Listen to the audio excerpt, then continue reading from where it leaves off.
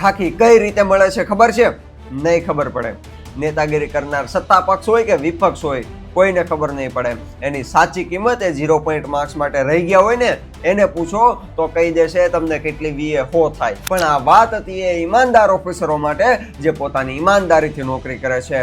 અને જો તમે પોલીસ ડિપાર્ટમેન્ટમાં છો તો ખરેખર પહેલા પોતાની જાતને એકવાર પૂછો કે હું ખરેખર ઈમાનદાર છું. અને જો આનો જવાબ હા આવે તો મને એવું લાગે તમે 10%માં છો જે 10% ખરેખર ઈમાનદારીથી પોતાની નોકરી કરે છે. અને જો જવાબ ના આવે તો પછી કોઈ પણ નેતાનું સાંભળવા માટે તૈયાર રહેવાય. પોલીસ પરિવાર પણ પોસ્ટર લઈને ખોટી માંગ કરે છે. તમારે માંગ એ કરવાની હતી કે આ ડિપાર્ટમેન્ટમાં જેટલા પણ આવા લોકો છે, જેટલા પણ આવા ધંધા કરે છે એને પકડી અને કાઢો. એના લીધે આખો પોલીસ ડિપાર્ટમેન્ટ બદનામ થાય છે.